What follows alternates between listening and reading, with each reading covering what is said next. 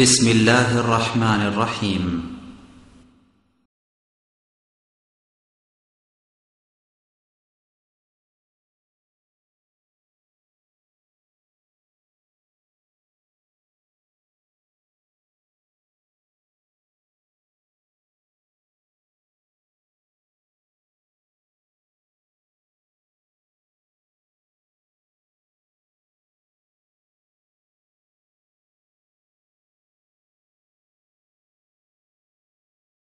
إن الحمد لله نحمده ونستعينه من يهده الله فلا مضل له ومن يضلل فلا هادي له وأشهد أن لا إله إلا الله وأشهد أن لا إله إلا الله وحده لا شريك له وأشهد أن محمدا عبده ورسوله أما بعد فإن خير الحديث كتاب الله وخير الهدى هدى محمد صلى الله عليه وسلم وشر الأمور محدثاتها وكل محدثة بدعة وكل بدعة ضلالة وكل ضلالة في النار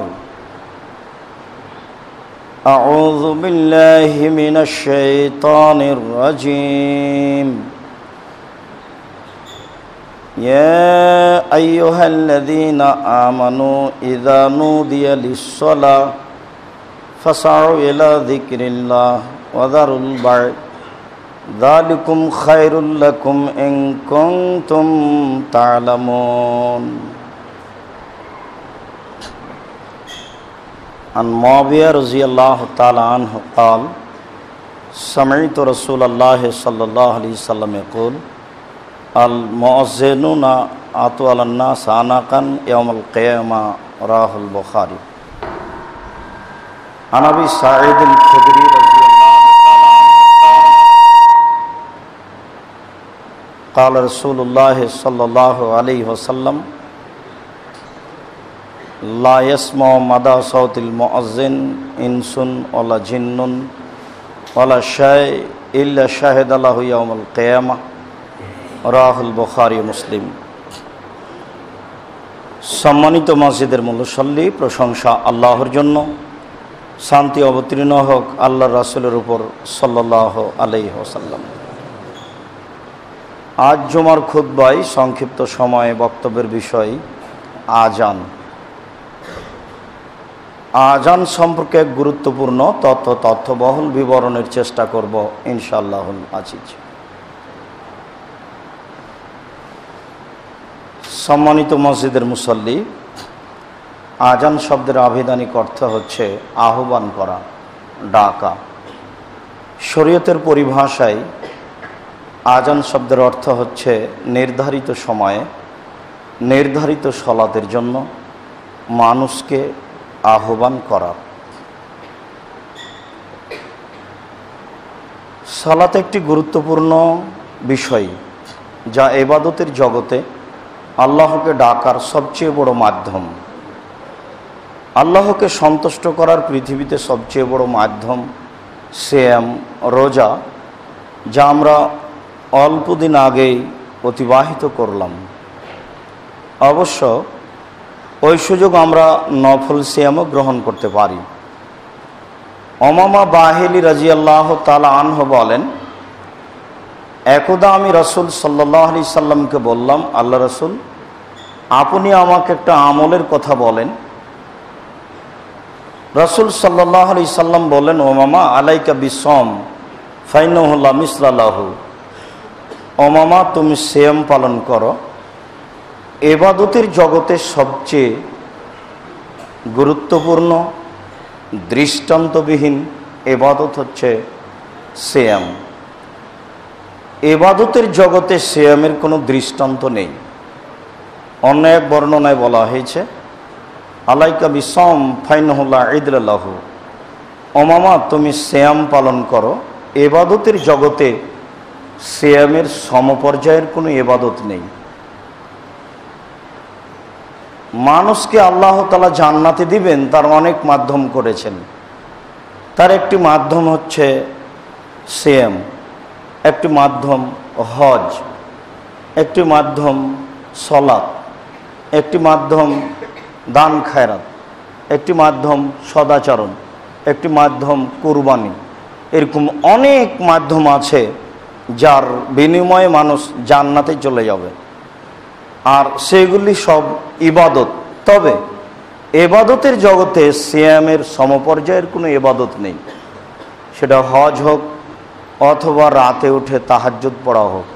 সিয়াম ইবাদতের জগতে ভিন্ন ধরনের ইবাদত। তার পরপরই ইবাদত হচ্ছে সালাত। আল্লাহকে ডাকার সবচেয়ে বড় মাধ্যম হচ্ছে সালাত, আর সালাতই এমন একটা ইবাদত যাকে আদায়ের জন্য আবার ডাকা হয় মানুষকে নির্ধারিত সময়, নির্ধারিত পদ্ধতিতে, নির্ধারিত শব্দে। সালাত এমন একটা ইবাদত যা অন্যান্য ইবাদতের ব্যাপারে এরকম কোনো প্রস্তুতি নেই। যাকাত ফরজ হয়েছে, দিতে হবে, এর কোনো নতুন চিন্তা ভাবনা, নতুন প্রস্তুতি নেই। হজ ফরজ হয়েছে, যেতে হবে, এর কোনো নতুন চিন্তা ভাবনা, পরিকল্পনা নেই। সিয়াম সময় এসেছে, করতে হবে। কিন্তু সালাত এমন একটি ইবাদত যার প্রস্তুতিও ভিন্ন, যার আহ্বানও ভিন্ন। তাকে আদায়ের জন্য একটা নির্ধারিত শব্দ দিয়ে নির্ধারিত সময়ে মানুষকে ডাকতে হয়, সেটার নাম হচ্ছে আজান। তাকে আবার নির্ধারিত নিয়মে আদায় করতে হয়, নির্ধারিত সময়ে আদায় করতে হয়। তার প্রস্তুতিও ভিন্ন। মানুষের বয়স থেকে নিয়ে তার প্রস্তুতি হচ্ছে 15 বছর যাবৎ, তার প্রস্তুতি হচ্ছে 15 বছর যাবৎ। এই ছেলেরা, তোমরা মেশিন অযথা বেশি নাড়ানাড়ি করো না, মধ্যম যা ছিল সেটাই তাই রাখো। বলছিলাম, ইবাদত এমন একটা, সালাত এমন একটি ইবাদত যে তার সূচনাই ভিন্ন। এটা শুরু হয় 7 বছর থেকে। রাসূল সাল্লাল্লাহু আলাইহি সাল্লাম বলেন, মরু আওলাদকুম বিসসালাত ওয়াহুম আবনাউ সাবঈ সিনিনা, তোমরা তোমাদের ছেলে মেয়েকে সালাত আদায় করতে বলো যখন তার বয়স 7 বছর। এইভাবে কোনো ইবাদত আরম্ভ হয়নি। 7 বছরে যাকাতের তো প্রশ্নই আসে না, 7 বছরে হজের তো প্রশ্নই আসে না, হজ করলে নেকি পাবো অন্যজন। 7 বছরে আপনার তাহাজ্জুদ পড়ার বা দান খায়রাতের এরকম হিসাব আসে না। কিন্তু সালাত এমন একটা ইবাদত যাকে 7 বছর বয়সেই পড়ার জন্য রাসূল সাল্লাল্লাহু আলাইহি সাল্লাম আদেশ করছেন। তবে ছেলেকে বলছেন না যে তুমি পড়ো, ছেলের পিতাকে বলছেন যে তুমি পড়তে বলো। তিনি আবার বলছেন, ওয়াদরিবহুম আলাইহা ওয়াহুম আবনাউ 10 সিনিনা, তুমি তোমার ছেলেকে পিটিয়ে সালাত আদায় করাও যখন তার বয়স 10 বছর। সালাত এমন একটি ইবাদত যার ক্ষমা নেই, যার বিকল্প নেই, অসুস্থ হয়ে গেলে মাফ হয় না, যার পরিবর্তন চলে না, বদল চলে না। হজের চলে, সিয়ামের চলে। আপনি অসুস্থ, আর একজন সিয়াম পালন করলো, আপনার হয়ে গেল। কিন্তু সালাত এমন একটি ইবাদত যার বদল চলে না, আপনাকেই করতে হবে, আর যে কোনো অবস্থায় যে কোনো মূল্যে করতে হবে। কোনো সময় আপনাকে মাফ করে না। দাঁড়িয়ে আছেন কি দৌড়িয়ে যাচ্ছেন, কি শত্রু তাড়া দিয়েছে, কি বিপদে আছেন, কি পরনে কাপড় আছে কি নেই, কি পরিষ্কার অপরিষ্কার, এরকম কিছু সালাত বুঝে না। সময় হলে আপনাকে আদায় করতে হবে, এ ব্যাপারে আপনি বাধ্য। ওজন্যই বহুদিন মোবাইলের মাধ্যমে সরাসরিও শুনেছেন যে 15 বছর বয়সে যে ছেলে সালাত আদায় করে না, ধরে নিতে হবে তার পিতা নেই। পিতা আছে, সালাত আদায় করে না, এ কথা মিথ্যে, এ কথা ঠিক নয়। 15 বছর বয়সের মেয়ে সালাত আদায় করে না, আর তার পিতা বেঁচে আছে, এ কথা ঠিক নয়। কেন? বিষয়টি রাসূল সাল্লাল্লাহু আলাইহি ওয়াসাল্লাম পিতার উপরে চাপিয়ে দিয়েছেন। তিনি বললেন যে তুমি তোমার ছেলেকে সালাত আদায় করতে বলো যখন তার বয়স 7 বছর। তিনি এই কথা বললেন না এই ছেলে তুমি সালাত আদায় করো, এই কথা বলেননি। যখন তার বয়স 10 বছর তাকে পিটিয়ে আদায় করাও, তখন আল্লাহ রাসূল বললেন না এই ছেলে তোমার বয়স 10 বছর হয়েছে তুমি সালাত আদায় করো, এরকম বললেন না। এ কারণেই এই সময়টা হলো 15 বছর পর্যন্ত পিটানোর সময়। একটা ছেলের বয়স 15 বছর সালাত আদায় করে না, তখন তার পিতা আছে, এটা আমরা বিশ্বাস করি না। যদি না করে তাহলে এ কথাই বিশ্বাস করতে হবে যে তার পিতা নেই, এটাই ঠিক। বলছিলাম সম্মানিত মসজিদের মুসল্লি, এমন একটি ইবাদতের জন্য একটি আহ্বান আছে আল্লাহ রাসূলের পক্ষ থেকে, তার নাম আযান। আল্লাহ তাআলা বলেন ইয়া আইয়ুহাল্লাযীনা আমানু, হে বিশ্বাসীগণ, ইযা নুদিয়া লিস-সালাহ, যখন তোমাদেরকে আযানের জন্য ডাকা হবে, ফাসাউ ইলা যিকরিল্লাহ, তখন তোমরা আল্লাহকে ডাকার জন্য আসো। যখন তোমাদেরকে সালাতের জন্য ডাকা হবে তখন তোমরা আল্লাহকে ডাকার জন্য আসো। সালাত মানেই ডাকা। ওয়াদারুল বায়া, আর ক্রয় বিক্রয় ছেড়ে দাও। তাহলে জুমার দিনও ক্রয় বিক্রয় চলবে, ব্যবসা জুমার দিনও জায়েজ। তবে সালাতের সময়ের আগেই তা ছেড়ে দিতে হবে, ক্রয় বিক্রয় ছেড়ে দাও। আর এটা তোমার জন্য উত্তম যদি তুমি জানো। তাহলে সবাই এটা জানবে না। আল্লাহ রাসূল বলছেন যে এটা তোমার জন্য ভালো, অতীব উত্তম যদি তুমি এটা জানো।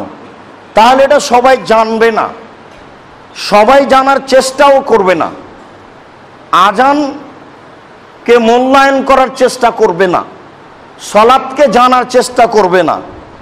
এই দায়িত্ব মানুষের উপরেই চাপা হয়েছে। তবে আল্লাহ তাআলা বলছেন যদি তুমি জানো, তার মানে সবাই এটা জানবে না বা জানার চেষ্টা করবে না, যা করা উচিত।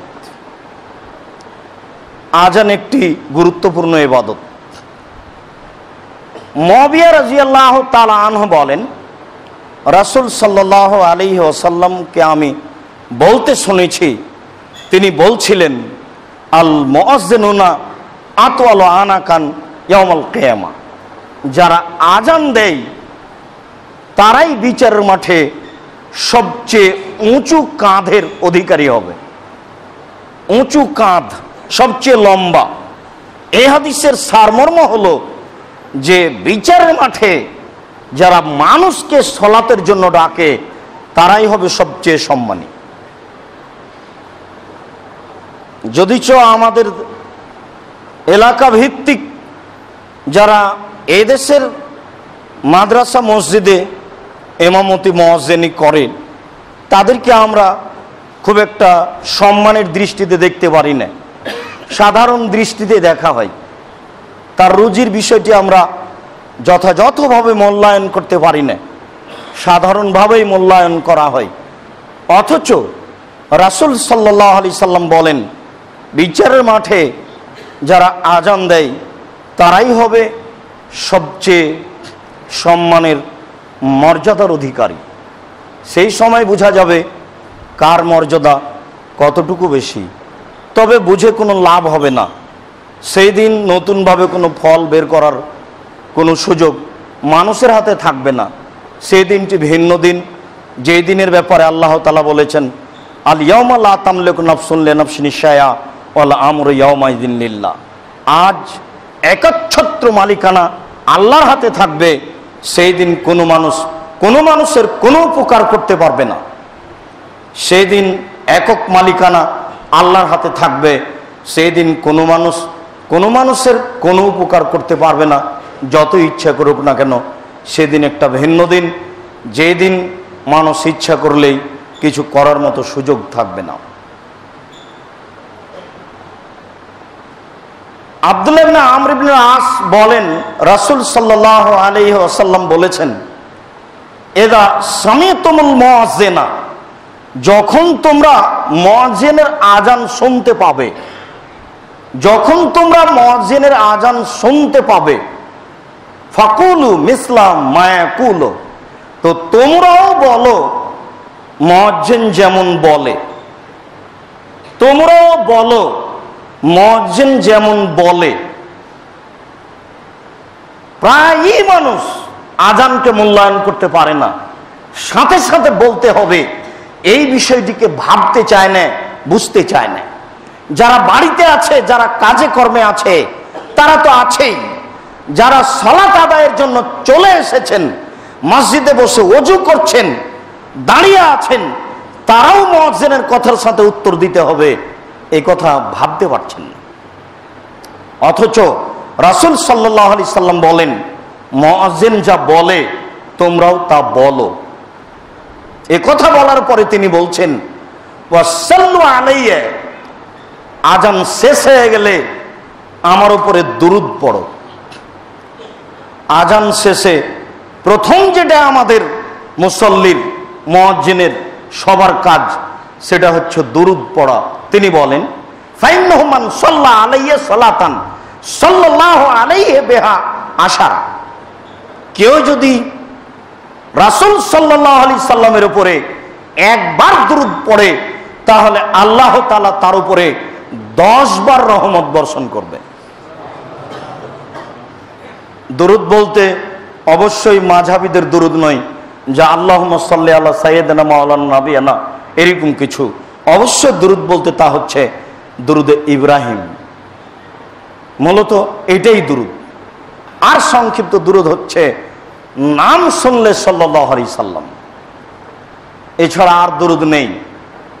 যেগুলো আমরা শুনি এক শ্রেণীর আলেম ওলামার মুখে, তা বানাওয়াট রূপক মাত্র, যা পাপের মাধ্যম, নেকির মাধ্যম নয়। তিনি বলেন, সুম্মা সাল্লাল্লাহু বিল ওয়াসিলা, এরপরে আগে দুরূদ পড়ো, তারপরে আমার জন্য আল্লাহর কাছে ওয়াসিলা চাও। দুরূদ পড়া যখন হয়ে যাবে, তখন তোমরা আল্লাহর কাছে ওয়াসিলা চাও। ওয়াসিলা, এই কথা বলার পরে তিনি বলছেন, ফাইন্নাহা মানজিলাতুন ফিল জান্নাহ, অবশ্যই ওয়াসিলা হচ্ছে জান্নাতে একটি জায়গা। অবশ্যই ওয়াসিলা হচ্ছে জান্নাতে একটি জায়গা। এই কথা বলার পরে তিনি বলছেন, লা তামবাগি ইল্লা লিআবদিন মিনাল ইবাদ ওয়া আনা আরজু আনা হুয়া, ওই জায়গাটি পৃথিবীর একজন মানুষই পাবে, আর আমি আশাবাদী সেই মানুষ হচ্ছে আমি। জান্নাতে একটি জায়গার নাম ওয়াসিলা, সেই জায়গাটা তোমরা আমার জন্য চাও। সেই জায়গাটি মানুষের মধ্যে একজন মানুষ পাবে, আর আমি আশাবাদী সেই জায়গার অধিকারী আমি। শুনে রেখো, মান সালাল ওয়াসিলা, যে ব্যক্তি আমার জন্য ওই জায়গা চাইবে, হাল্লাত আলাইহি শাফাতি, তার উপরে আমার সুপারিশ জরুরি হয়ে যাবে। বিচারের মাঠে আমি তার জন্য সুপারিশ করবই। তোমরা চাও, আমি তোমাদের জন্য একটা কাজ করে দেব। যদি চাও, আমি আশাবাদী আমি সেই জায়গা পাবো। ওই জায়গা আদম থেকে নিয়ে কিয়ামত পর্যন্ত আর কোনো মানুষের জন্য শোভনীয় নয়, একমাত্র আমার জন্য শোভনীয়। এরপরেও সারা পৃথিবীর মানুষ, তোমরা কিয়ামত পর্যন্ত আমার জন্য ওই জায়গা আল্লাহর কাছে চাইতে থাকো। তোমরা চাও, আমি একটা তোমাদের কাজ করে দেব, সেটা হলো এই, বিচারের মাঠে আমি তোমাদের জন্য সুপারিশ করব, আল্লাহ যেন তোমাদেরকে জান্নাতে দেন। এই কথা তিনি বললেন। তা আমরা কিভাবে চাইবো, এই চাওয়াটির উত্তর কি? এটি হচ্ছে ওইটি। আবু হুরায়রা রাদিয়াল্লাহু তাআলা আনহু বলেন, রাসূল সাল্লাল্লাহু আলাইহি ওয়াসাল্লাম বলেছেন, মান সামিয়ান নেদা, যে ব্যক্তি আজান শুনল, সুম্মা কালা, অতঃপর বলল। যে ব্যক্তি আজান শুনল অতঃপর বলল, আল্লাহুম্মা রাব্বা হাযিহি দাওয়াতি তাম্মা ওয়াস সালাতিল কায়েমা, হে আল্লাহ, এই পূর্ণ আহ্বানের প্রতিপালক, এই প্রতিষ্ঠিত সালাতের প্রতিপালক, হে আল্লাহ, এই পূর্ণ দাওয়াতের প্রতিপালক, আজানের প্রতিপালক, এই প্রতিষ্ঠিত সালাতের প্রতিপালক, আমি বলছি শোনো, আতি মুহাম্মাদিন আল ওয়াসিলা ওয়াল ফাজিলা, মুহাম্মদকে ওই জায়গাটা দাও যেটা সম্মানী জায়গা। আল্লাযী ওয়াদতা, যেটা তুমি নিজে দেওয়ার ওয়াদা করেছো। এই জন্য বাইহাকির জাল হাদিসের অংশটুকু মাঝাবি ভাইয়েরা বাছাই করে নিয়েছে অতিরিক্ত, ইন্নাকা লা তুখলিফুল মিয়াদ, তুমি যে ওয়াদা খেলাপ করো না। ওখানে আছে যে তুমি দেওয়ার ওয়াদা করেছো, তখন তারা ওই জাল অংশটুকু আরো বাড়িয়ে নিয়েছে যে তুমি ওয়াদা খেলাপ করো না, অতএব দেও। ইন্নাকা লা তুখলিফুল মিয়াদ, এই অংশটুকু বলা যাবে না। এই অংশটুকু হচ্ছে জাল হাদিস দ্বারা প্রমাণিত। অতএব আল্লাযী ওয়াদা পর্যন্তই যথেষ্ট। আল্লাহ রাসূল বললেন আমার জন্য চাও। কিভাবে চাইবে? যেভাবে আমি বলে দিলাম এইভাবে চাইবে। চাওয়ার গতি কি দেখেন? চাওয়ার গতি হচ্ছে, হে আল্লাহ, যিনি এই আজানের প্রতিপালক, যিনি এই প্রতিষ্ঠিত সালাতের প্রতিপালক, তাকে বলছি, তোমাকে বলছি, আতে তুমি দাও মুহাম্মাদান, মুহাম্মদকে, মাকামাম মাহমুদা, প্রশংসনীয় জায়গা, আল্লাযী ওয়াদতা, যেটুকু তুমি দেওয়ার ওয়াদা করেছো, তুমি নিজেই ওয়াদা করেছো সেই জায়গা দেবা, অতএব তুমি দাও। এই কথা যদি কেউ বলে তাহলে হাল্লাত লাহু শাফাআতি, তার জন্য আমার সুপারিশ জরুরি হয়ে যায়। আগে যা বললেন আবার এখন তাই বলছে। কে যদি এই দোয়া পড়ে তাহলে তার উপরে আমার জন্য সুপারিশ জরুরি হয়ে যায়। মানুষ বুঝে না আজানের মর্যাদা কি, মানুষ বুঝে না আজানের জবাবের মর্যাদা কি, মানুষ বুঝে না এই দুয়ার মর্যাদা কি। মানুষ যদি বুঝতো তাহলে এইভাবে গাফেল হয়ে থাকতো না। আর বুঝবেই কি করে? নিজে, নিজের ছেলে, নিজের মেয়ে, নিজের স্ত্রী, সবাই পৃথিবী নিয়ে আর পার্থিব বিদ্যা নিয়ে ব্যস্ত, পয়সা উপার্জন নিয়ে ব্যস্ত আর পার্থিব বিদ্যা নিয়ে ব্যস্ত। কেউ তো আসলে শরীয়তের সারমর্ম, শরীয়ত বুঝতে চায় না। আব্দুল্লাহ ইবনে আমর ইবনে আস বলেন, রাসূল সাল্লাল্লাহু আলাইহি ওয়াসাল্লাম বলেছেন, মান সামিয়াল আযানা, কোন ব্যক্তি যদি আজান শুনে, সুম্মা কালা, অতঃপর বলে, আশহাদু আল্লা ইলাহা ইল্লাল্লাহু ওয়াহদাহু লা শারীকা লাহু ওয়া আন্না মুহাম্মাদান আবদুহু ওয়া রাসূলুহু, আমি সাক্ষ্য দিচ্ছি আল্লাহ ব্যতীত কোনো মাবুদ নেই, তার কোনো শরীক নেই, আমি সাক্ষ্য দিচ্ছি মুহাম্মদ আল্লাহর রাসূল। রাজিতু বিল্লাহি রাব্বান, আমি তোমাকে রব হিসাবে মেনে নিয়েছি। অবে মুহাম্মাদিন নবিয়ান, আমি নবীকে, মুহাম্মদকে নবী হিসেবে মেনে নিয়েছি। অবিল ইসলামে দীনান, আমি ইসলামকে দিন, ধর্ম হিসেবে মেনে নিয়েছি। ফাগফিরা লাহু, তাহলে তার সমস্ত পাপ ক্ষমা করা হবে। আজানের দোয়া হলো দুইটি। একটি দোয়া যেটা আমরা সাধারণত বলে থাকি, তার ফলাফল হলো আমি বললে সুপারিশ জরুরি হয়ে যাবে বিচারের মাঠে। আর পরে যে দোয়াটি বললাম সেটি বললে অতীতের পাপ ক্ষমা হয়ে যাবে। দুটাই বলি। তাহলে প্রথমে বলি, প্রথমে মুয়াজ্জিন যা বলছেন তা বলতে থাকি, বলা শেষ হলে দুরূদ পড়ি, তারপরে পড়ি এই দোয়াটি যেটি তিনি বলতে বললেন, আল্লাহুম্মা রাব্বা হাযিহি দাওয়াতি তাম্মা। এরপরে বলি আশহাদু আল্লা ইলাহা ইল্লাল্লাহ, এই দোয়াটি। তাহলে আমার সুপারিশও হলো, ক্ষমাও হলো, সুন্নাতের প্রতি আমল করা হলো, আমল করার জন্য চেষ্টা করবেন। কথা সাথে নিয়ে যাবেন মসজিদ থেকে, গতানুগতিক মসজিদে আসার চেষ্টা করবেন না। বাপদাদা আসতো তাই এসেছি, জুমার দিন যাওয়া লাগে, এই হিসাব ত্যাগ করুন জরুরি ভিত্তিতে। বলছিলাম সম্মানিত মসজিদের মুসল্লি, আজান একটি গুরুত্বপূর্ণ বিষয়। আবু হুরায়রা রাদিয়াল্লাহু তাআলা আনহু বলেন, রাসূল সাল্লাল্লাহু আলাইহি ওয়াসাল্লাম বলেছেন, লা ইয়ালামুন নাসু মা ফিন নিদাই ওয়া সাফিল আউয়ালে লাম ইয়াজিদু ইল্লা ইস্তাহামু লাস্তাহামু। মানুষ যদি জানতো আজান দিলে কি নেকি রয়েছে, মানুষ যদি জানতো প্রথম কাতারে কি নেকি রয়েছে, তাহলে লটারি করা ছাড়া তাদের কোনো পথ থাকতো না। শেষ পর্যন্ত তারা লটারি করত। জনাব আব্দুর রাজ্জাক সাহেব অত্র বিবরণী কি লটারি বৈধ করলেন? লটারি তো নাজায়েজ, হারাম, এই কথা আমরা জানি। জি, এই কথাই ঠিক। যদি লেগে যায় 40 লক্ষ টাকা, 10 টাকার বিনিময়ে 40 লক্ষ টাকা পাওয়ার আশায় কেউ যদি একবার লটারি কিনে থাকে, বাকি জীবন কাঁদতে হবে, তওবা করতে হবে, তাছাড়া এই পাপ ক্ষমা হবে না।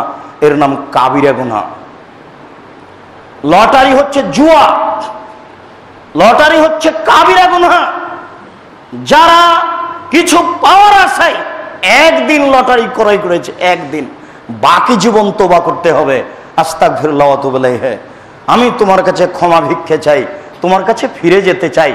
জিন্দেগিতে আমি কোনোদিন লটারি কিনবো না, আমার ভুল হয়েছে, তুমি আমাকে মাফ করো, এই কথা বলতে হবে বাকি জীবন। একদিন লটারি কিনলে ওটা হলো জুয়া, ওটা হলো প্রতারণা। আর এই লটারি, এটা হচ্ছে কারো টাকা নষ্ট হয় না, এটা জুয়া নয়, এটা সবাই পেতে চাচ্ছে। কারো ক্ষতি নেই, যে পাবে তার লাভ বেশি হবে। আরেকজনের ক্ষতি করে যেটা হয় সেটার নাম জুয়া। প্রত্যেক যেই খেলাতে টাকার হারজিত থাকে সেটাই হলো জুয়া।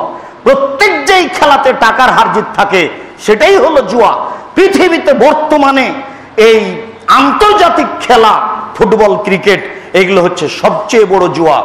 এই খেলা টিভিতে দেখা তো দূরের কথা, এই খেলার যেখানে গল্প চলে সেখানে বসে থাকাও হারাম, সেখানে বসে থাকা হারাম। দেখি কোন মায়ের বেটা ফতো এভাবে উল্টে ধরতে পারে, কিয়ামত পর্যন্ত সময় থাকলো।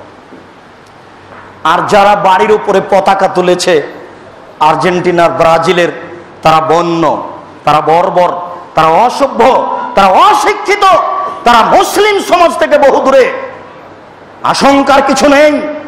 পতাকা যারা তুলেছে তাদের যদি আমি মূর্খ প্রমাণ করতে না পারি, জাতির সামনে বক্তব্য দেব না। আজকে শেষ করলাম। আপনি জানেন ব্রাজিলকে, আর্জেন্টিনাকে আপনার জানা আছে? আপনার হিতাহিত জ্ঞান নেই, বোধগম্য নেই, বোধোদয় নেই। আপনি ব্রাজিলকে এটাই জানেন না, তার পতাকা আপনি বাড়িতে তুলে মর্যাদা দেখান। মানে কে বলেছে আপনি একজন মুসলিম? হিসাব ধরে রাখুন। আবার নতুন ভাবে জন্ম নিয়ে বিদ্যা অর্জন করতে হবে। তারপরে পৃথিবীতে মুসলমানের সবচেয়ে বড় শত্রু হলো ইহুদি খ্রিস্টান। আল্লাহ তাআলা বলছেন, মুহাম্মদ, ইহুদি খ্রিস্টান তোমাকে কোনোদিন মেনে নেবে না, ও তোমার চিরশত্রু, তুমি দিন রাত তাদের বিরোধিতা করো। তিনি বলছেন, খালেফুল ইয়াহুদাল মুশরিকি, ইয়াহুদাল মুশরিক নাসারা, তোমরা ইহুদি খ্রিস্টানদের দিন রাত বিরোধিতা করো। এটা রাসূল সাল্লাল্লাহু আলাইহি ওয়াসাল্লামের খোলা বাক্য। আর আল্লাহ তাআলা বলছেন, মুহাম্মদ, তোমাকে ইহুদি খ্রিস্টান কোনোদিন মেনে নেবে না, তুমি ইহুদি হয়ে যাও, তাহলে ওরা খুশি হবে। তুমি খ্রিস্টান হও, তাহলে তুমি খুশি হবে।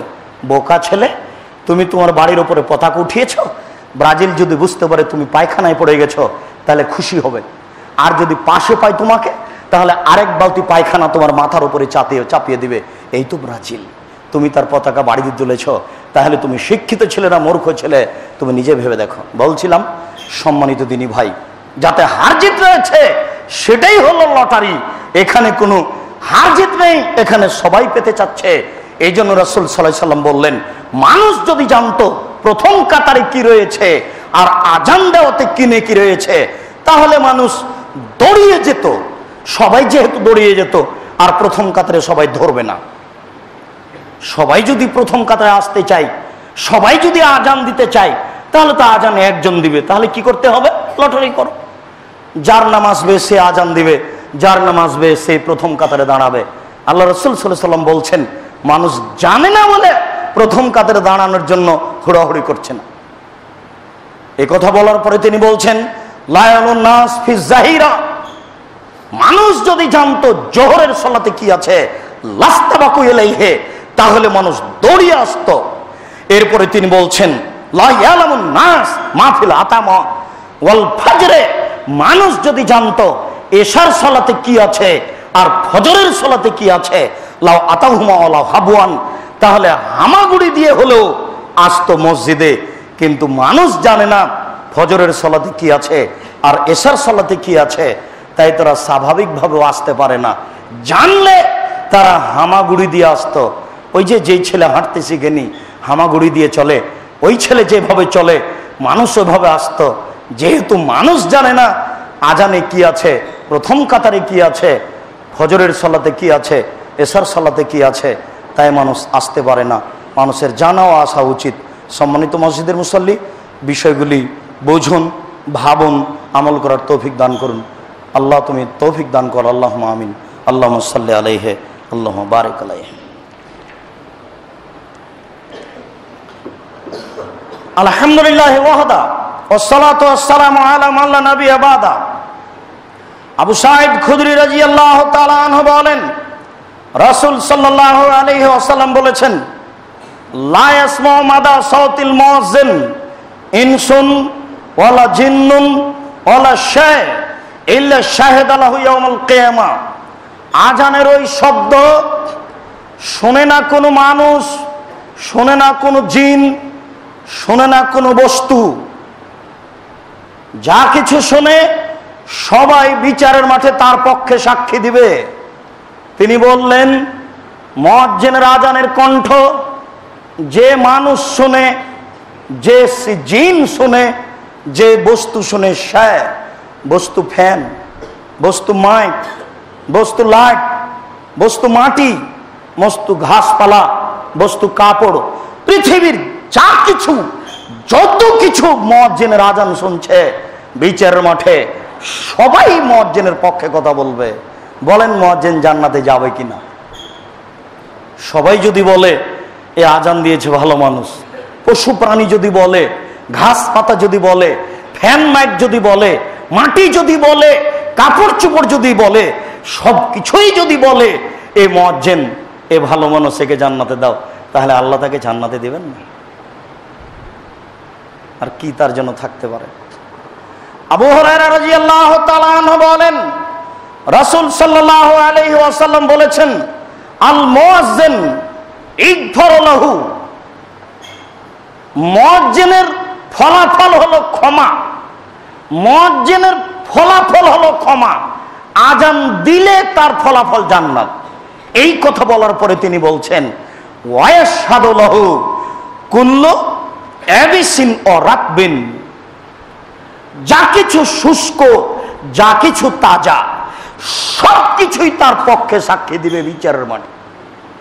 যা কিছু শুষ্ক, যা কিছু তাজা, যার ভিতরে প্রাণী আছে, প্রাণ আছে, সেই হলো তাজা, আর যার ভিতরে প্রাণ নেই সে হলো শুষ্ক। পৃথিবীতে যত কিছু আছে প্রাণবিহীন আর প্রাণওয়ালা, সব কিছুই মুয়াজ্জিনের পক্ষে সাক্ষী দিবে বিচারের মাঠে। এই পর্যন্ত বলে আর রাসূল থামলেন না। আল্লাহ রাসূল আরো বলছেন, ওয়ালাহু মিসলু আজরিন মান সাল্লা, যত মানুষ তার আজানে সালাত আদায় করবে তত মানুষ যত নেকি পাবে, সমস্ত মানুষের সমপরিমাণ নেকি মুয়াজ্জিন পাবে। এবার আপনি বলেন আজান দিতে চাইবেন কিনা? চাইলেও তো হয় না। যে মুয়াজ্জিন আজান দেয় তাকে বেতন দিতে কষ্ট লাগে। মুয়াজ্জিন মানে একটা সাধারণ মানুষ, ওকে আর আমরা কি বললাম, এই ছেলে যাও ওই দিক, এই পথ দিয়ে যাও। ওই যে মুয়াজ্জিন, যে এটা হলো ভারত বাংলাদেশ পাকিস্তানের গতি। ইসলাম সৌদি আরব থেকে বের হয়ে ইরাকে ঢুকেছে, ইরাক থেকে বের হয়ে ইরানে ঢুকেছে, ইরান থেকে বের হয়ে পাক ভারতে এসেছে। আস্তে আস্তে ইসলাম উল্টে গেছে, আর যখন আসে তখন বড় আলেমদেরকে হত্যা করা হয়েছে। এই জন্যই ভারত বাংলাদেশ পাকিস্তানের প্রায় মসজিদের খাতেমি এমামই হচ্ছেন মুন্সি, যারা জুমার খুতবা দিচ্ছে প্রায় মুন্সি। এখনো ভারত, বাংলাদেশ, পাকিস্তানে শতকরা 98টা মসজিদের ইমাম হচ্ছেন মুন্সি, মানে যিনি ফেকা মোহাম্মদী পড়তে পারেন বা এরকম কিছু, যার কোরআন হাদিসের জ্ঞান নেই। ওইভাবে চলে আসছে। মূল্যায়নকর মানুষকে মূল্যায়ন করাও কঠিন, সম্মানী মানুষকে সম্মান করাও কঠিন। বড় আলেম রাখলে কথাও শুনতে হবে কঠিন, টাকাও দিতে হবে বেশি। দুটাই ঝামেলা নয়? দুটাই জনগণের জন্য কঠিন হয়ে আসছে। এই জন্য ওই জিনিসটা সুযোগ হিসাবে চলে আসছে দীর্ঘদিন থেকে। কাজেই মুয়াজ্জিনকে মূল্যায়ন করার মতো কোনো সুযোগ মানুষ পাচ্ছে না, অথচ পাওয়া উচিত। আব্দুল্লাহ ইবনে আমর ইবনে আস রাদিয়াল্লাহু তাআলা আনহু বলেন, রাসূল সাল্লাল্লাহু আলাইহি ওয়াসাল্লাম ইয়ুরহিনা তালাল ফজর, যখন আল্লাহ রাসূল মানুষের প্রতি আক্রমণ করতেন তখনের সময় হতো ফজরের সালাতের সময়। যদি কোনো এলাকার উপরে তিনি তাদের অন্যায়ের কারণে আক্রমণ করার ইচ্ছা করতেন, ফজরের সালাতের সময়ে তিনি আক্রমণ করতেন। বর্ণনাকারী বলেন, ওয়াকানা ইয়াস্তামিউল আযানা, তিনি গ্রামের এক পাশে গিয়ে কান লাগিয়ে আজান শুনতেন। ফাইন সামিয়াল আযান ফামসাকা, তিনি যদি আজান শুনতে পেতেন তাহলে সেই গ্রামের উপরে আক্রমণ করতেন না, এটা ছিল তার নীতি। ফাসামিয়া রাজুলান ফায়াকুলু, এক গ্রামে গিয়ে তিনি শুনলেন একটা মানুষ বলছে আল্লাহু আকবার, আল্লাহু আকবার। এই কথা বলতে রাসূল সাল্লাল্লাহু আলাইহি সাল্লাম বলেন, হুয়া আলাল ফিতরা, এই লোকটি হচ্ছে মুসলিম, তাওহীদের উপরে রয়েছে, একাত্মতার উপরে রয়েছে। এরপর লোকটি আজানে বলল, আশহাদু আল্লা ইলাহা ইল্লাল্লাহ, আশহাদু আল্লা ইলাহা ইল্লাল্লাহ। রাসূল সাল্লাল্লাহু আলাইহি সাল্লাম বললেন, আনতা খারাজতা মিনান নার, ও ব্যক্তি তুমি জাহান্নাম থেকে বের হয়ে গেলে, তুমি জাহান্নাম থেকে মুক্তি হয়ে গেলে, তোমার মুক্তি ঘোষণা। তাহলে মুয়াজ্জিন যখন আশহাদু আল্লা ইলাহা ইল্লাল্লাহ পর্যন্ত পৌঁছে তখন তার জাহান্নাম থেকে মুক্তি হয়ে যায়, জাহান্নাম থেকে মুক্তি পেয়ে গেছে। আবু হুরায়রা রাদিয়াল্লাহু তাআলা আনহু বলেন, কুন্না মা রাসূলিল্লাহ সাল্লাল্লাহু আলাইহি সাল্লাম, আমরা একদা রাসূলের সাথে ছিলাম। ফাকামা বেলালুন ইউযাজ্জিনু ওয়া ফি রাওয়াতিন ইনাদি, বেলাল রাদিয়াল্লাহু তাআলা আনহু দাঁড়ালেন আজান দিবেন এই জন্য। আলাম্মা সাকাতা, তিনি যখন আজান শেষ করলেন তখন আল্লাহ রাসূল বললেন, মান কালা মিসলা হাজা একই নাম দাখালাল জান্নাহ। মুয়াজ্জিন যা বলল কেউ যদি হুবাহু তাই বলে তাহলে সে জান্নাতে চলে যাবে। মুয়াজ্জিন যা বলল কেউ যদি হুবাহু তাই বলে তাহলে সে জান্নাতে চলে যাবে। আবু হুরায়রা রাদিয়াল্লাহু তাআলা আনহু বলেন, রাসূল সাল্লাল্লাহু আলাইহি ওয়াসাল্লামকে আমরা বলতে শুনলাম, তিনি বললেন, একজন ব্যক্তির উত্তরে ব্যক্তি জিজ্ঞাসা করল, আল্লাহ রাসূল, ইন্নাল মুয়াজ্জিনিনা ইয়াফজুলুনা বিআযানিহিম, যারা মুয়াজ্জিন আজান দেয় আজানের বিনিময়ে তাদের মর্যাদা আমাদের চেয়ে বেশি হয়ে গেল। আল্লাহ রাসূল, যারা মুয়াজ্জিন আজান দেয় আজানের বিনিময়ে তাদের মর্যাদা আমাদের চেয়ে অনেক বেশি হয়ে গেল, এখন আমরা কি করব?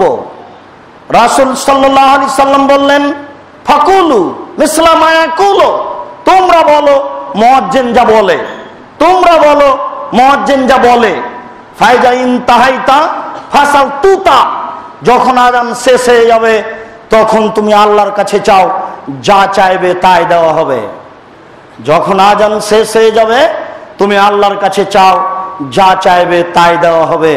তাহলে বোঝা গেল আব্দুর রাজ্জাক সাহেব প্রারম্ভে যে 3টি দোয়া বলেছেন তার চেয়ে আরো অতিরিক্ত দোয়া বলা যায়, অত্র বিবরণ স্পষ্ট প্রমাণ দেয়। কেননা এখানে বলা হচ্ছে তুমি যা চাইবে তাই দেওয়া হবে, তুমি যা চাইবে তাই দেওয়া হবে। যেসব জায়গাতে দোয়া কবুল হয় তার একটি জায়গা হচ্ছে আজানের পর। আনাস ইবনে মালিক রাদিয়াল্লাহু তাআলা আনহু বলেন, রাসূল সাল্লাল্লাহু আলাইহি ওয়াসাল্লাম বলেছেন, ইদা নুদিয়া বিস-সালাহ, যখন সালাতের আযান দেওয়া হয় তখন দুইটি কাজ হয়। এক, ফতিহাতা বাবু সময়ে আকাশের সব দরজা খুলে দেওয়া হয়। শুধু রমজান মাসে সব দরজা খোলা হয় না, আজকে নতুন ভাবে মনে করে নেন, যখন আযান শুরু হয় তখন আকাশের সব দরজা খুলে দেওয়া হয়। ও ইস্তিজবাজ দোয়া, এবং মানুষ যে দোয়া করে সেটাই কবুল করা হয়। মানুষ যে দোয়া করে সেই দোয়াই কবুল করা হয়। তাহলে বোঝা যাচ্ছে ওই তিনটি দোয়াই শেষ নয়, আরো দোয়া আছে। মানুষ তার ইচ্ছা মতো দোয়া করবে আজানের পরে। মাখুল রাদিয়াল্লাহু তাআলা আনহু বলেন, রাসূল সাল্লাল্লাহু আলাইহি ওয়াসাল্লাম বলেছেন, উতলবু ইজাবাতাদ দুআয়ে, তোমরা দোয়া কবুলের সময়গুলি খুঁজো। উতলবু ইজাবাতাদ দুআয়ে, তোমরা দোয়া কবুলের সময়গুলি খুঁজো। যেসব সময়ে দোয়া কবুল হয় সেই সময়গুলিতে তোমরা দোয়া করো। এই কথা বলার পরে তিনি বলছেন, ইনদা ইলতিকাই জয়ুশ, যখন যুদ্ধ শুরু হয়ে গেছে তখন দোয়া করো। মুসলিম সৈন্য যখন অমুসলিম সৈন্যের সাথে যুদ্ধ করছে তখন দোয়া করো। যে দোয়া করবে সে দোয়া কবুল হবে। এই জন্য রাসূল সাল্লাল্লাহু আলাইহি সাল্লাম যুদ্ধক্ষেত্রে হাত তুলে দোয়া করেছিলেন। যুদ্ধক্ষেত্রে হাত তুলে দোয়া করতে হয়, চন্দ্রগ্রহণে হাত তুলে দোয়া করতে হয়, কবরের পাশে গিয়ে হাত তুলে দোয়া করতে হয়, পানি চাইতে গিয়ে সবাই মিলে হাত তুলে দোয়া করতে হয়, বিপদে পড়ে হাত তুলে দোয়া করতে হয়, ছেলে মেয়ের জন্য হাত তুলে দোয়া করতে হয়, কাবা ঘর দেখে হাত তুলে দোয়া করতে হয়, সাফা পাহাড়ে উঠে হাত তুলে দোয়া করতে হয়, মারোয়া পাহাড়ে উঠে হাত তুলে দোয়া করতে হয়, আরাফার মাঠে হাত তুলে দোয়া করতে হয়, মুজদালিফার মাঠে হাত তুলে দোয়া করতে হয়, পরের দুদিন পাথর নিক্ষেপ করার পরে হাত তুলে দোয়া করতে হয়। কেউ যদি হাত তুলে দোয়া করে আল্লাহ তার খালি হাতকে ফিরে দিতে লজ্জা পান। কেউ যদি হাত তুলে দোয়া করে আল্লাহ তার খালি হাতকে ফিরে দিতে লজ্জা পান। অতএব মানুষের জীবনে একটা গুরুত্বপূর্ণ ইবাদত হচ্ছে হাত তুলে দোয়া করা। মানুষের জীবনে হাত তুলে দোয়া করা উচিত, জরুরি কাজ একটা তার জীবনে হাত তুলে দোয়া করা। সম্মানিত মসজিদের মুসাল্লি, কেন জানি বল্লার লোকেরা এত পিছে থাকলো এখনো। হিংসে চিরদিন রাখা ঠিক নয়। নামাজের পরে হাত তুলে দোয়া করতে হবে, এটা সুন্নাত নয়, এতে রাসূলকে অপমান করা হয়। জানাজার পরে সভা সমিতির পরে ঈদের মাঠে সবাই মিলে হাত তুলে দোয়া করলে রাসূলকে অপমান করা হয়, এটা সুন্নাত বিরোধী কাজ। একদিন না একদিন এইসব এলাকার লোককে এই পথ থেকে ফিরে আসতেই হবে। যেদিন ফিরে আসতে হবে সেদিন হুজুরদের অপমান ঘনিয়ে আসবে। এই জন্য হুজুরদের বলি, আগেই পথ ছেড়ে দেন, যুবকরা মূল্যায়ন করবে। যেদিন যুবকরা হা দিবে সেদিন আর ছাড় দিবে না, সেদিন অপমান হয়ে স্থান থেকে ফিরে আসতে হবে। অতএব আগেই ক্লিয়ার হয়ে যান, হওয়া ভালো। একদিন না একদিন এই পথে ফিরে আসতেই হবে। হাত তুলে দোয়া করা ব্যক্তিগত ব্যাপার, আপনার যখন ইচ্ছা তখন হাত তুলে দোয়া করুন। আজ করেন, বাপের কবরের পাশে গিয়ে 40 বছর হলো বাপ মরা, একদিন যাওয়ার সুযোগ হয় না, অথচ মুসলিম শরীফের হাদিস কবরের পাশে গিয়ে হাত তুলে দোয়া করতে হবে। দলবদ্ধভাবে মিলে ঢং হচ্ছে, আবার নামাজের পরে সবাই মিলে না হলে একবারে গরম হয়ে নাকে অনেক কিছু করে ফেলার ইচ্ছা হচ্ছে। এটা ঠিক নয়, রাগ চিরদিন রাখা ঠিক নয়। অতএব এই কাজ থেকে ফিরে আসুন। বলছিলাম, রাসূল সাল্লাল্লাহু আলাইহি সাল্লাম বললেন, যেসব সময়ে দোয়া কবুল হয় সেই সময়গুলি তোমরা খুঁজো। তার একটি সময় হচ্ছে যুদ্ধের সময়, তাই রাসূল হাত তুলে দোয়া করেছিলেন বদরের যুদ্ধে। আর একটি হচ্ছে একামাতিস সালাহ, যখন সালাতের একামাত দেওয়া হয়, তাহলে আজান একামাত দুটাই আজান। যতক্ষণ পর্যন্ত সালাত না শুরু হয়েছে আজান থেকে নিয়ে একামত পর্যন্ত দোয়া করতেই থাকেন। আজানও চলছে, গল্পও চলছে, একামত হয়ে গেছে তবুও গল্প চলছে। এসব লোক কি দোয়া করবে বলেন? মানে শরীয়তকে কেউ মূল্যায়ন করতে চায় না। সবাই ভাবছে ইসলাম হচ্ছে গতানুগতিক ব্যাপার। জি না, একামতের সময় তোমরা দোয়া করো, এই সময় দোয়া কবুল হয়। ওয়ায়ে নজুলিল মাতারে, আর যখন বৃষ্টি হয়। ইফতারের সময় দোয়া কবুল হবে এই কথা ঠিক নয়, ওই হাদিস ঠিক নয়। ওই হাদিস জাল। এই বৃষ্টির সময় কয়দিন হাত তুলে দোয়া করলেন, সব কিছু উল্টে আছে। আমি বুঝতে পারি না এরকম কেন। বিসমিল্লাহ বলে ইফতার করতে হবে, পানি মুখে দিয়ে বা খেজুর মুখে দিয়ে বলতে হবে ইনশাআল্লাহ, কিন্তু আল্লাহ আলা কাসম তো রিজকে ইফতার তো চলে আসছে বহুদিন থেকে। অথচ দুটো হাদিস একই ব্যাপার। যেখানে হাত লাগাবেন আসলটা নেই, নকলটা উঠে আছে। কি বা আছে আমিও বুঝতে পারি না কেন এরকম। একামাত শেষ হলে মুয়াজ্জিন যা বলছে সেটাই বলতে হবে, এটাই সুন্নাত। কিন্তু একামাত শেষে বলছে আকামাল্লাহ আদামাহা, অথচ তা ঠিক নয়, একেবারে নিতান্তই জয়ীফ হাদিস। আজান শেষ হলে আপনাকে হায়াল আসসালাহ হায়াল আল ফালার জায়গাতে বলতে হবে লা হাওলা ওয়ালা কুওয়াতা ইল্লা বিল্লাহ, যেটা একটু পরে বলতে যাচ্ছি। আর আকামাল্লাহ আদামা আসসালাতু খায়রুম মিনান নাওমের জায়গাতে আসসালাতু খায়রুম মিনান নাওম বলতে হবে, অথচ উঠে আছে এখানে সাদ্দাক্তা ওয়া বারাকতা। সাদ্দাক্তা ওয়া বারাকতা বললে পাপ হবেই। কিভাবে? বুখারী মুসলিমের হাদিস দ্বারা যেটা প্রমাণিত সেটা উঠে নাই, অন্য একটা উঠে আছে। সমাজে অন্য একটা চলছে। অত্র হাদিসে তিনটে স্থান আল্লাহ রাসূল উল্লেখ করলেন দোয়া কবুলের। তার একটা হচ্ছে যুদ্ধক্ষেত্র, তার একটা হচ্ছে আজান একামাতের সময়, তার একটা হচ্ছে বৃষ্টি বর্ষণের সময়। যখন মুষলধারে বৃষ্টি হচ্ছে তখন দোয়া করেন, হাত তুলে দোয়া করেন, ওটা আপনার ব্যক্তিগত ব্যাপার। যখন ইচ্ছা আপনি হাত তুলে দোয়া করেন। সলাতের পরে আসলেন কেন? এটা একটা বিশেষ ইবাদত। এই ইবাদত যতটুকু রাসূল দ্বারা প্রমাণিত ততটুকু করতে হবে, একটু বেশি হয়ে গেলে সেটা বেদাত হয়ে যাবে। ঈদের মাঠের বক্তব্য খুতবা রাসূলের সুন্নাত দ্বারা প্রমাণিত, একটু বেশি করলে ওটা বেদাত হয়ে যাবে। জানাজার পরে যেটুকু রাসূল দ্বারা প্রমাণিত সেটুকু করতে যাবেন, একটু বেশি হয়ে গেলে সেটুকু বেদাত হয়ে যাবে। হাত তুলে দোয়া করুন, বলছিলাম রাসূলের পদ্ধতিতে করুন। ওমর রাদিয়াল্লাহু তাআলা আনহু বলেন, রাসূল সাল্লাল্লাহু আলাইহি সাল্লাম বলেছেন, ইজা কালাল মুয়াজ্জিন আল্লাহু আকবার আল্লাহু আকবার ফাকালা আহাদুকুম আল্লাহু আকবার আল্লাহু আকবার। মুয়াজ্জিন যখন বলে আল্লাহু আকবার আল্লাহু আকবার, তোমাদের কেউ বলে আল্লাহু আকবার আল্লাহু আকবার। মুয়াজ্জিন যখন বলে আশহাদু আল্লা ইলাহা ইল্লাল্লাহ আশহাদু আল্লা ইলাহা ইল্লাল্লাহ, তোমাদের কেউ বলে আশহাদু আল্লা ইলাহা ইল্লাল্লাহ আশহাদু আল্লা ইলাহা ইল্লাল্লাহ। মুয়াজ্জিন যখন বলে আশহাদু আন্না মুহাম্মাদুর রাসূলুল্লাহ আশহাদু আন্না মুহাম্মাদুর রাসূলুল্লাহ, তোমাদের কেউ বলে আশহাদু আন্না মুহাম্মাদুর রাসূলুল্লাহ আশহাদু আন্না মুহাম্মাদুর রাসূলুল্লাহ। মুয়াজ্জিন যখন বলে হাইয়া আলাস সালাহ, তোমাদের তো কেউ তখন বলে লা হাওলা ওয়ালা কুওয়াতা ইল্লা বিল্লাহ, নড়াচড়ার করার কোনো শক্তি নেই আল্লাহর শক্তি ছাড়া। মুয়াজ্জিন যখন বলে হাইয়া আলাল ফালাহ, তোমরা কল্যাণের দিকে আসো, আগের বাক্য সলাতের দিকে আসো, পরের বাক্যে কল্যাণের দিকে আসো, তখন তোমাদের কেউ বলে লা হাওলা ওয়ালা কুওয়াতা ইল্লা বিল্লাহ। মুয়াজ্জিন বলে আল্লাহু আকবার আল্লাহু আকবার, তোমাদের কোন ব্যক্তি বলে আল্লাহু আকবার আল্লাহু আকবার। মুয়াজ্জিন বলে লা ইলাহা ইল্লাল্লাহ, তোমাদের কোন ব্যক্তি বলে লা ইলাহা ইল্লাল্লাহ মিন কালবিহি, মনে প্রাণে মনোযোগ সহকারে। দাখালাল জান্নাত, হলো জান্নাতে চলে গেছে, ফলাফল জান্নাত। তাহলে মুয়াজ্জিন শুধু একাই মর্যাদা লাভ করছে তা নয়, আমরাও যদি সাথে সাথে বলি তাহলে আমাদেরও মর্যাদা রয়েছে। শুধু তাই নয়,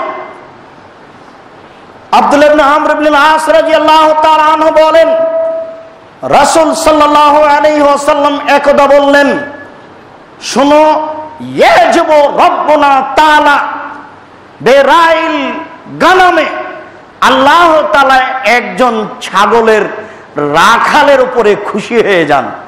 একজন ছাগলের রাখাল কোথায়? ফি রাসে সাজিয়াতিনিল জাবালে, পাহাড়ের চূড়ায়। একজন রাখাল তার ছাগল নিয়ে পাহাড়ের চূড়ায় অপেক্ষা করছে। ওই রাখালের উপরে আল্লাহ খুশি। কিভাবে? ইউসাল্লি, ওই রাখাল সলাতের জন্য আজান দেয় এবং সলাত আদায় করে। ফায়াকুল রব্বুনা তাআলা, তখন আমাদের প্রতিপালক বলেন, উনজুরু ইলা হাজা আব্দি, পৃথিবীর মানুষ তোমরা আমার এই বান্দাকে দেখো, পৃথিবীর মানুষ তোমরা আমার এই দাসকে দেখো, সারা দুনিয়ার মানুষকে আল্লাহ তাআলা বলেন, এই দাসে রাখাল কি করে? ইয়জেনো ইকিমো, সে আজান দেয়, একামাত দেয়, ওয়া ইয়াখাফু মিন্নি, আমাকে ভয় করে। ছাগল চড়াচ্ছে, সালাত আদায় করতে হবে কেন? এই ভয়ে সালাত আদায় করছে, সালাত আদায় না করলে পাপ হবে, জাহান্নাম হবে, এই জন্য। তাহলে রাখাল আজান দেয়, একামাত দেয়, আমাকে ভয় করে, অতএব ফাক গাফার তোলে আব্দি, আমি আমার দাসকে ক্ষমা করে দিলাম, ওয়াদখালতুহুল জান্নাহ, আমি তাকে জান্নাতে প্রবেশ করিয়ে দিলাম। শুধু ক্ষমা করে আল্লাহ বাক্যটি শেষ করলেন না, রাসূল সাল্লাল্লাহু আলাইহি ওয়াসাল্লাম বলছেন, ক্ষমার পরে আল্লাহ তাআলা বলছেন যে আমি তাকে জান্নাতে ঢুকিয়ে দিই, আজানের ফলাফল জান্নাত। অতএব মসজিদে তো আজান দিতে হবেই। কোনো জায়গায় মাঠে ঘাটে বাড়িতে একাই সালাত আদায় করছেন, আজান দিয়ে সালাত আদায় করবেন, এটাই সুন্নাত।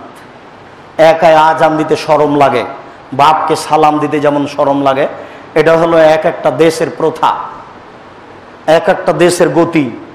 বাড়িতে ঢুকে মাকে সালাম দিতে শরম লাগে, এটা কেমন লাগে? নতুন মাকে সালাম দিব, বাপকে সালাম দিব, বাড়িতে সালাম দিয়ে ঢুকতে হবে, এটা একটু কেমন কেমন লাগে, মানে এটা অভ্যাসের উল্টা। মাঠে একাই আছি, কি করে আজান দিব? মাঠে একাই আছেন, আজান দেন, আজানের ফল হলো জান্নাত। বাড়িতে আপনি একাই সালাত আদায় করছেন, আজান দিয়ে সালাত আদায় করেন, ফলাফল হলো জান্নাত। অতএব মসজিদের মুসল্লি, আজানের বিষয়টি গুরুত্ব সহকারে ভেবে আপনাকে বলতে চাচ্ছি, আপনি আজান দিয়ে সালাত আদায় করুন, যে কোনো স্থানে ফলাফল হবে জান্নাত। একামাত দিবেন 2 বার আর আজান দিবেন 1 বার, যখন 2 সালাত একবারে আদায় করবেন। জোহর আসর কোথাও একসাথে আদায় করছেন, মাগরিব এশা কোথাও একসাথে আদায় করছেন, তখন আজান দিবেন 1টা, একামাত দিবেন 2টে। ওই সালাতের জন্য 1 বার একামাত, এই সালাতের জন্য 1 বার একামাত। মহিলাদেরকেও একামাত দিয়ে সালাত শুরু করতে হবে। দেশে মাঝহাবি মানুষ প্রায় 90% জন, আমাদের ঘরে মাঝহাবি মহিলা প্রায় অনেকেই, তারা মনে করে মহিলাদেরকে একামাত দিতে হয় না। জি না, আজান একামাত দুটাই জান্নাতের মাধ্যম, দুটাই বড় ইবাদত। অতএব মুয়াজ্জিন আজান একামাত, আপনি একামাত দিবেন, আপনার স্ত্রী একামাত দিবে, পুরুষও একামাত দিবে, নারীও একামাত দিবে, সবাকেই দিতে হবে। নারী যদি বাড়িতে ইমামতি করে তাহলে তাদের একজনকে একামাত দিবে। আপনি যদি আপনার স্ত্রী কিনে সালাত আদায় করেন তাহলে আপনি একামাত দিবেন, আপনার স্ত্রী নয়। তবে আপনার স্ত্রী বাড়ির মহিলাদেরকে নিয়ে সালাত আদায় করাতে পারে, তারাবির সালাত আদায় করাতে পারে, 5 ওয়াক্ত সালাত আদায় করাতে পারে। মহিলারা জুমার সালাত আদায় করাতে পারে না, মহিলারা ঈদের সালাত আদায় করাতে পারে না, মহিলারা জানাজার সালাত আদায় করাতে পারে না। যেখানে তাকবীর আছে, যেখানে বক্তব্য আছে, সেখানে মহিলাদের সালাত চলে না। জুমাতে বক্তব্য আছে, ঈদের মাঠে বক্তব্য আছে, অতএব এখানে মহিলাদের চলে না। এই জন্য এই জেলা থেকে ওই জেলা মহিলাদের বৈঠক চলে না, এই জন্য এই পাড়া থেকে ওই পাড়া মহিলাদের বৈঠক চলে না। মহিলারা তার বাড়ি থেকেই দাওয়াত দিবে মানুষকে, এটাই সুন্নাত। সম্মানিত মসজিদের মুসল্লি, আমাদের দেশে আমরা রাজশাহী চাঁপাইনবাবগঞ্জের মানুষ ভাবতাম যে শুধুমাত্র মাঝহাবি মসজিদে জুমার দিন 2 আজান হয়। যখন আপনার রংপুর গাইবান্ধা বগুড়ায় আসলাম তখন দেখলাম যে আহলে হাদিস মসজিদও 2 আজান হয়। এটা আমাদের কাছে ছিল খুব নতুন। আমরা চাঁপাইনবাবগঞ্জ শহরে যখন আসতাম একবারে পল্লী থেকে, তখন দূর থেকে তাকিয়ে দেখতাম এই যে এটা হলো মাঝহাবিদের মসজিদ যেখানে 2 আজান হয়। এইভাবে আমরা ওটা দূর থেকে তাকিয়ে তাকিয়ে দেখতাম, দেখি আহলে হাদিস মসজিদে 2 আজান হয়। জি না, সেই কালে আব্দুল ইবনে ওমর বলেছেন দ্বিতীয় আজানটি বিদাত। অতএব কোনো মসজিদে জুমার দিন 2 আজান হবে না। 2 আজান দিতে গিয়ে তারা কত বিপদে পড়েছে। এক তো বিপদে পড়েছে, জুমার দিন তারা আরবিতে বক্তব্য দিবে, বাংলায় বক্তব্য দিবে না। এই জন্য আগেই কিছু বসে বলে নেয়, এটা একটা বিদাত। তারপরে ইমাম সাহেব মিম্বারে বসলেন, তার মুখের উপরে ছোট ছোট করে আজান দিল, এটা আজানকে বেইজ্জত করা হলো, এটা একটা বেদাত। আজান মানে মানুষকে আহ্বান করা, যার যত শক্তিতে গোলাই সে তো দূরে কণ্ঠ দিবে, আর যত দূরে কণ্ঠ যাবে সব কিছু সাক্ষী দিবে। তো এখানে মুখের উপরে ছোট ছোট আজান দেওয়া, এ আবার কোন সাক্ষী হলো? এটা নয়, এ আর একটা বিপদ। এই জন্য এ থেকে বেঁচে থাকবেন। এরপরে ওই যখন ইমাম সাহেব মিম্বারে বসবেন, তখন মসজিদের বাহির থেকে আজান দিতে হবে সামনাসামনি। আবু দাউদ বর্ণিত এই হাদিসটি ঠিক নয়। তা আজান কোথা থেকে দিবে? মসজিদের বাইরে যে কোনো উঁচু জায়গা থেকে আজান দিবে, এটাই সুন্নাত। যদি মসজিদের বাইরে কোনো উঁচু জায়গার ব্যবস্থা করা না থাকে, তাহলে যে কোনো জায়গা থেকে আজান দিবে, এটাই সুন্নাত। পৃথিবীর সকল মসজিদে জুমার দিন একটাই আজান হবে, সকল মানুষের স্ব ভাষায় জুমার খুতবা হবে, এটাই সুন্নাত। দুই আজান দেওয়া বিষয়টি থেকে সাবধান থাকবেন। আমি অনেক দিন আগে আপনার ওই ফতোয়া মাসাইল বইটি জনাব আবদুল্লাহিল কাফি আল কোরাইশ রাহিমাহুল্লাহর পড়েছিলাম। সেই বইটিতে দেখেছিলাম বল্লার জামে মসজিদ। বল্লার জামে মসজিদ কয়েকটি মসজিদকে একত্রিত করা হয়।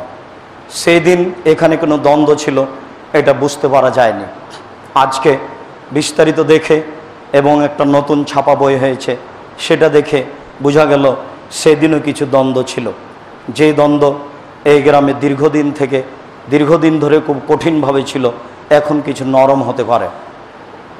এবং এই মসজিদটিকে মসজিদের জেরার বলে হয়তোবা কেউ ঘোষণা দিয়েছে, এমনও সেখানে বলা হয়েছে। সমস্ত লোককে দাওয়াত দেওয়া হয়েছিল এক মসজিদে আসার জন্য।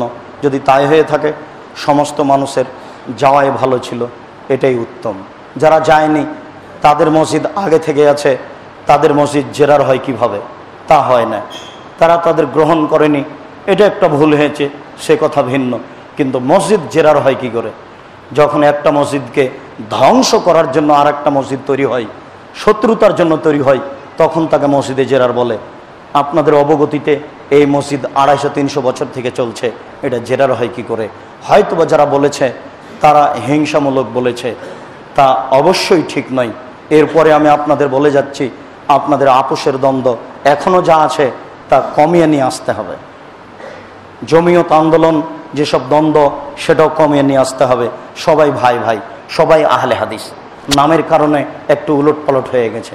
সে নামটাও ছিল কোনো উদ্দেশ্যে, এই নামটাও ছিল উদ্দেশ্যে। অতএব সবাই আহলে হাদিস, শত্রুতা কমিয়ে দিতে হবে। আমাদের মসজিদ, এখানে কোরআন এবং শরীয়ত অনুযায়ী সলাত হবে। এ ব্যাপারে আমাদেরকে আপোষের দ্বন্দ্ব কমিয়ে দিয়ে জীবনবাজি রেখে, ভালোবাসা বজায় রেখে সলাত আদায়ের চেষ্টা করতে হবে, যাতে করে সলাত আদায় করে পরকাল না হারাই। যেসব বিষয়গুলি ধর্মের ব্যাপারে দ্বন্দ্ব দেখা দিচ্ছে, সবগুলি দূরে করার চেষ্টা করতে হবে। বল্লার সকল ভাই আমাদের দিনী ভাই, সারা বাংলাদেশের সকল আহলে হাদিস ভাই দিনী ভাই, পৃথিবীর সকল আহলে হাদিস ভাই দিনী ভাই, সকল মুসলিম দিনী ভাই। আল্লাহ তুমি সকলকে দিনের উপরে চলার তৌফিক দান করো, আল্লাহুম্মা আমিন। মসজিদের মুসল্লি, আমরা আমাদের আলোচনার পুনরাবৃত্তিতে বলছি, ইবাদতের জগতে সবচেয়ে দামি গুরুত্বপূর্ণ ইবাদত হচ্ছে সিয়াম। তারপরে গুরুত্বপূর্ণ ইবাদত হচ্ছে সলাত। সলাত আদায় না করলে মানুষ মুসলমান থাকে না, এ কথাই ঠিক। 15 বছরের ছেলে মেয়ে নামাজ পড়ে না, তার পিতা বেঁচে আছে, এ কথা ঠিক নয়। অতএব সবাইকে সলাত আদায় করতে হবে বাধ্য, যে কোনো মূল্যে। সলাতের জন্য একটি গুরুত্বপূর্ণ ইবাদত হচ্ছে আজান। আজানের ফলাফল হলো জান্নাত। আপনাদেরকে সবাইকে এ বিষয়ে গুরুত্ব রাখতে হবে। আজান আমার মান মর্যাদা নিয়ে নিল, আমি পিছনে পড়ে গেলাম, তা না। রাসূল সাল্লাল্লাহু আলাইহি ওয়াসাল্লাম বললেন, মুয়াজ্জিন যা বলেছে তুমি তা বলো, তুমিও সেই মর্যাদা পেয়ে যাওয়া। এরপরে তুমি যা চাইবে তোমাকে তাই দেওয়া হবে। অতএব তুমি পিছুয়া হলে কেন? জীবন বাজি রেখে আপনি আপনার স্ত্রী, আহল পরিবার আজ থেকে আজানের উত্তর দেওয়ার চেষ্টা করবেন, খুব খেয়াল করে। যেখানে থাকবেন আজান দিয়ে সালাত আদায় করবেন, আপনার স্ত্রীও একামাত দিয়ে সালাত আদায় করবে, এটাই সুন্নাত। আল্লাহ তুমি আমাদের এর প্রতি আমল করার তৌফিক দান করো, আল্লাহুম্মা আমিন। আব্দুল্লাহ বিন ফজল সাহেব চলে গেছেন, আমাদের খুব বড় আলেম ছিলেন, 4 ঘন্টা থেকে 8 ঘন্টা বক্তব্য দিতেন। আমরাও চলে যাবো, এ কথাই ঠিক। আমাদের বই পুস্তক আগে ছিল না, এখন আমরা চেষ্টা করছি আমরা চলে যাওয়ার সাথে সাথে যেন আমাদের কিছু কলম থাকে। আগে থেকে ছিল না। অফিস আদালত কোর্ট কাচারি সব তাদের, বই পুস্তক তাদের, ইসলামিক ফাউন্ডেশন তাদের, আপনার যে কোনো প্রেস তাদের, সব কিছুই তাদের। আমরা সৈন্যের উপরে আছি।